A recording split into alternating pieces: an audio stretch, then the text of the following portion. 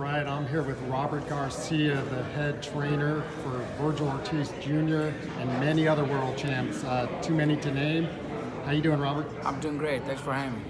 So, Robert, once again, we meet up here in DFW. You're home away from home. How does it feel to be back? You know, it's great. You know, to be back home. You know, we come here very often, and it's great. You know, like I've always said, you know, the fans are the best here in Texas, so we love it here. Now, I mean, obviously you were a fighter, you were a world champion. I think people may forget that. Are there fans out there that maybe think that you've never fought before? Well, I'm sure there is a lot of young ones. I do get a lot of credit and respect for being a trainer. But yeah, a lot of most of the youngsters they don't even know that I was a fighter. Right, which is crazy, especially in today's world. Obviously, your brother, Mikey Garcia, one of the best pound-for-pound fighters for several years now. You know, obviously learned from you, your brother, your dad. And now you got a young kid by the name of Vergil Ortiz Jr. What is Vergil like? You know what? Vergil's just something different, special. You know, I've gone through many world champions, very talented fighters, very powerful fighters, very brave fighters. I've had everything, and Vergil is all combined. You know what I mean? Vergil is one of those fighters that has it all. You know, there's always qualities that we look for in a fighter, and there's not many. You know, obviously, you got to have the heart, the discipline, the chin. You know, power, very important. The skills we could teach a lot of that, but if you have some of those qualities, then you have what it takes. You know, sometimes there's fighters that we've had or we've worked with maybe 2 or 3 qualities, but just 2 or 3 is enough to become a world champion. But Vergil has a little bit of everything. Vergil has it all. You know, Vergil's you don't see it a lot in boxing because Vergil was raised like that. His father, Vergil Sr., raised his son to be what he is. You know, we didn't raise Mikey to be a fighter. Mikey, at 14 is when he says, fuck it, I want to give it a try, and he gave it a try. And was good at it. And was good at it, exactly. So with Vergil, he was raised like that since he was a kid. That's the only thing his dad taught him, and that's the only thing his dad seen in the future for him to become a great fighter. And now, you know, 22, 23 years later, you know, he's showing the world that the way he thought when his kid was born to make him a fighter was the right thing to do. I talked to Vergil the other day, and you know, he's been anointed. Let's be real. He's been anointed as one of the top young fighters in all of boxing. Forget 147, just you know, top talents. And I asked him if he feels the pressure on that. And he doesn't. He just takes it all in stride. Is that what makes him different? Yeah, you know what? That's one of his qualities. Because you know, you could be a hard puncher. You could be you could take the hardest punch in the world and don't get hurt. You could have the discipline, but if you don't have the right mentality, the right, you know, it could also affect you. And Vergil is also prepared mentally. He's always, you know, never gets bothered by other stuff, comments, you know, opponents. He never gets bothered. You know, he's very smart. He's one of very smart when it comes to dealing with that kind of stuff too. Yeah, I was talking to Bernard Hopkins yesterday, and I asked him if he thought Vergil was a throwback fighter, and he said he's just like from another time. It seems like you feel the same way. Look, I've talked many times about, you know, the past fighters to now, when Salvador Sanchez would fight 15 rounds without opening his mouth, you know, always in great shape, and there, you know, even though now there's so much science and conditioning coaches and nutritionists and this and that and that and that, there's also many fighters that gas out during their fights. Back then, I don't know what it was. Honestly, it was probably just they were hungry. They were hungry to be great. You know, the Durans, the Leonards, your shirt says it all. You know, those guys, we won't see that again. We don't see that often. And I think Vergil's one of those. Maybe the only one in boxing that's raised and trained the way they used to before. It's totally different now. Honestly, you know, right now. And you cross over generations in years. Yes, so. I've seen it. I was a kid when Sanchez and the Haggers and everything, but I remember seeing them, and I remember my dad taking me to gyms in LA because they would do their final month in gyms in LA. I don't remember the names of the gyms, but I remember my dad taking me to see Roberto Duran, Pepino Cuevas, and I remember seeing the way they would train, the way they worked out for 2 hours nonstop. I remember my dad taking me to see the Salvador Sanchez versus Wilfredo Gomez fight, and Mexico, Puerto Rican. One thing I remember is my dad carrying me in his shoulders so I could see, because I don't even know, I was probably like 6 or 7, because it was like in the 81 or something like that. So my dad carried me in his shoulders so I could see, because everybody was standing up because it was such a great fight. So I remember stuff like that. So it's always, the way the fights were happening, the way they ended, the condition the fighters had. You don't see that much, man. You know, nowadays you see a kid, a young, very talented fighter, get the attention of a big time promoter, give them all that money for signing bonus, and they like to go party, they like to go out with friends, they buy themselves a $100,000 car, and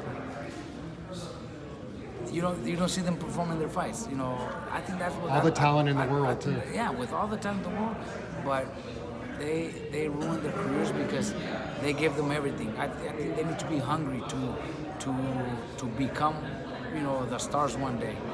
Let me ask you this then. To that point, I interviewed Gabe Flores Jr. recently. Interviewed David Benavidez recently. Vergil. I don't know if I asked him this question or not, but I definitely asked David and Gabe Jr.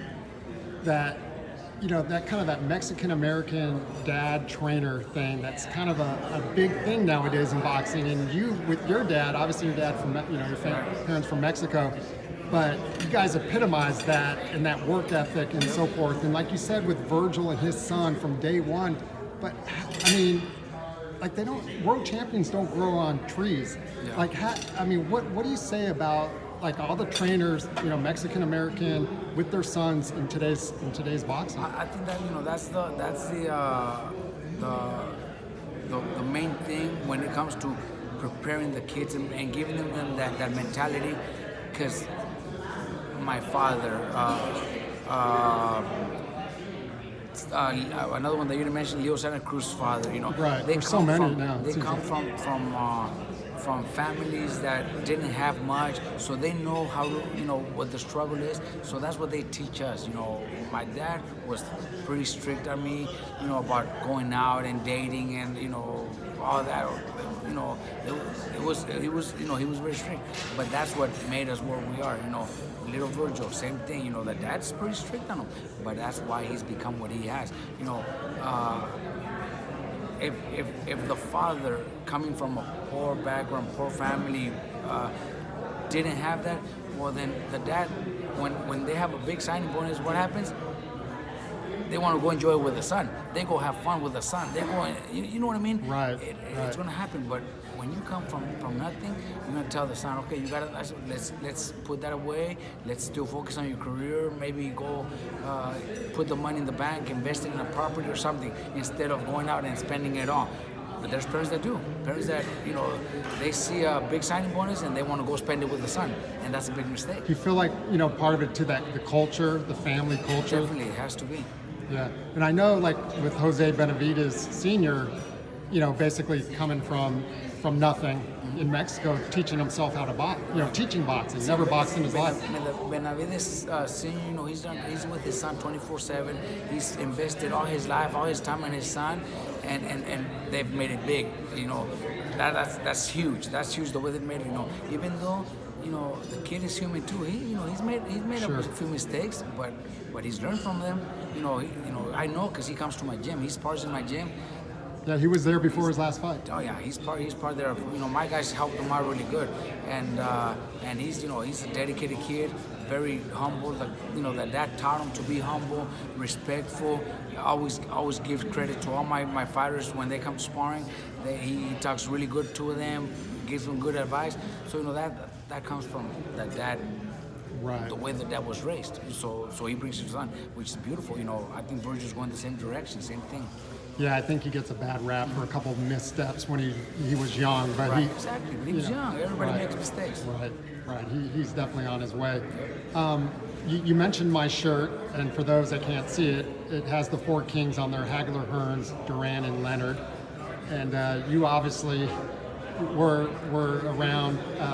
Did you fight during that era, or were I you was too young. You were too young. I was still young. You were after that. But I Yeah. remember watching all those guys fight. Yeah. When you heard about Hagler's passing right before the Chocolatito Estrada fight last Saturday night, I was actually at the fight. What was your initial reaction? I don't think I ever met Hagler, but I remember his fights, and I think I think he's probably one of the top 3 best middleweights in history. Talent-wise, I still like guys like Roy Jones, James Toney. I like their skills a lot, but Hagler was up there. I think those are probably the top 3. But it's so difficult because we could also put Triple G in that mix. Michael Nunn was unbelievable. Man, You're dropping some names there. It's Yeah. unbelievable. The things that middleweight division is probably next to welterweight and middleweight are probably the 2 best divisions ever. Those you can't. If you mention your top 5, you're gonna think back and say, oh shit, I still got this other 5 that I Sugar Ray didn't Robinson. mention. You know what I mean? There's other 5 that I never mentioned where should be there too. So there's no top 5, top 10. I think you gotta say top 20 because that's how good the division was. It's interesting you say that. Someone said to me the other day that the normal person really only knows welterweights and middleweights. Like that's what they really can relate to. It's the way heavyweights. Obviously, it's huge, but it's hard to say my top 5 because I'm going to give you 5, but then I'm going to remember. Fuck, I didn't mention this guy, which should be there too. You know what I mean? I think there's just too many, too many great fighters. But Roy Jones,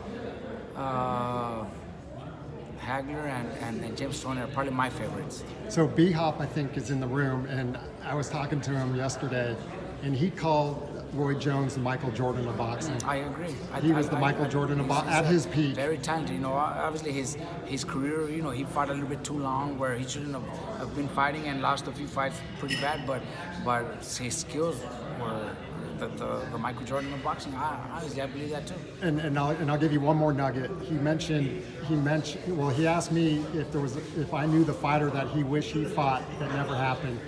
And maybe, do you know the answer to that? I have no idea. You mentioned him. James Toney. At 160, Yeah. they already had the cover of Ring Magazine all ready to And go. they never fought. And the fight but never happened.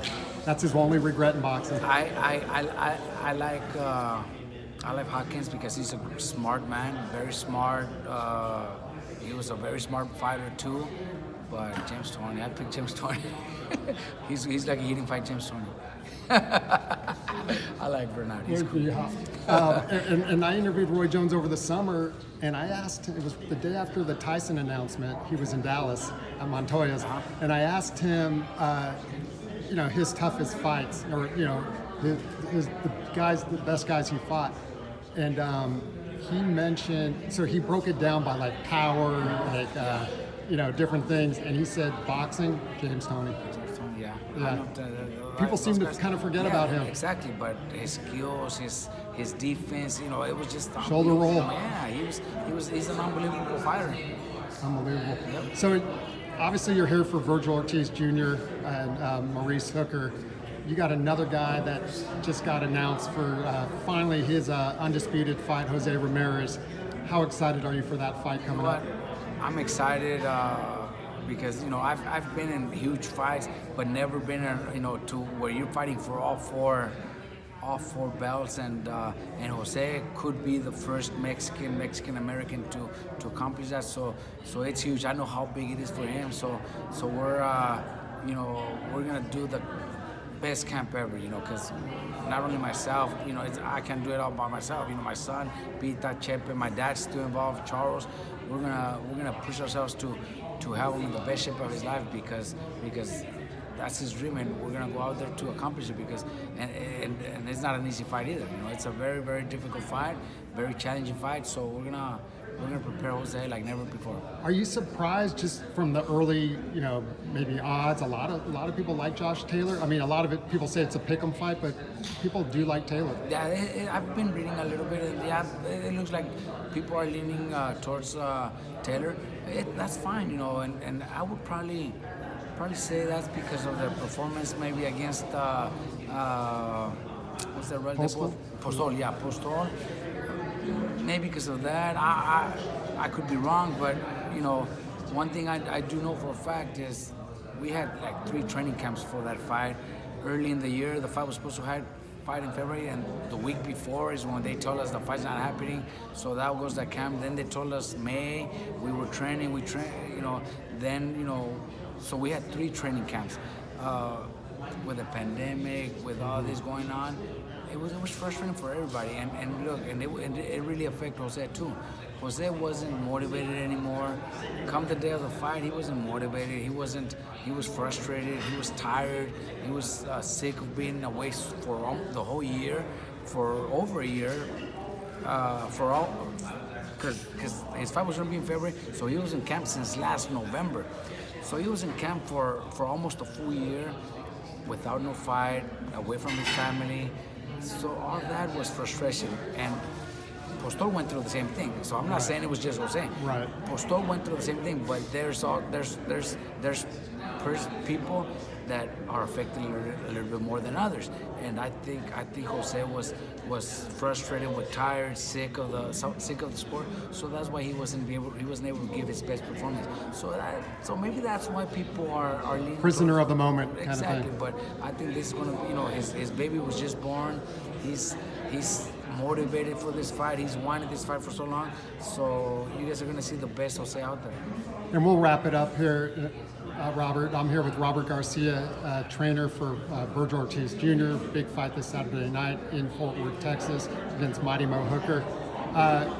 What are you expecting to see from Vergil on Saturday night? And I mean, no one goes for the knockout, but are you looking for an impressive performance? Vergil is we talked about it earlier. He's just so talented, and he's got all the skills. He's got everything in boxing. He's got everything. So he's ready to make a statement. He's ready to become, a threat for Crawford or Spence or anybody at any of the top guys at welterweight. This fight should put him there. I think Maurice being a former champion and actually very, very good fighter, decent fighter. I think should, for everybody, should be a solid test. But I just see Vergil being above that. We already faced Hooker with Jose. The fight was really good, very back and forth, Yeah. And then Jose hurts him and finishes him. I think Vergil being the bigger man, stronger. I think Vergil has more strength than Jose. Physically, he's obviously a way bigger guy. The power is also above Jose because of the weight and everything. So I see the fight ending by knockout. And you mentioned Crawford, obviously the WBO champion. Would that be the fight you would want next? What? Look, the reason I would like that fight next, because I know it's a more reasonable fight to make. We don't, it's hard to pick. We want to fight Ugas or Crawford, or Spence, because they're with PBC, and that's going to be very difficult. Right. Oscar mentioned that yesterday. It's very difficult. I know Golden Boy Promotions and Top Rank, they've done a lot of fights together. They've promoted fights together. And not only just regular fights, title fights together. So I think this is the easiest one to make. So why lie to ourselves or lie to the fans saying, oh, we want Spence and that's the one we wanted? Because we don't see that happening soon. Maybe one day here at the Cowboy Stadium, 3 years from now, where it's so big that has to happen, maybe. But right now, as of right now, I think Crawford's the more likely fight to happen, and it might happen soon, sooner than later. You heard it here from Robert Garcia, one of the best trainers in all of boxing for several years now, in Fort Worth with this fighter, Vergil Ortiz Jr. Big fight Saturday night at Dickies Arena against Maurice Mighty Mo Hooker. Jeff Zimmerman with FightNews.com. Robert, thanks as always. Can't miss it. It's going to be great. Can't miss it. Thanks, Robert.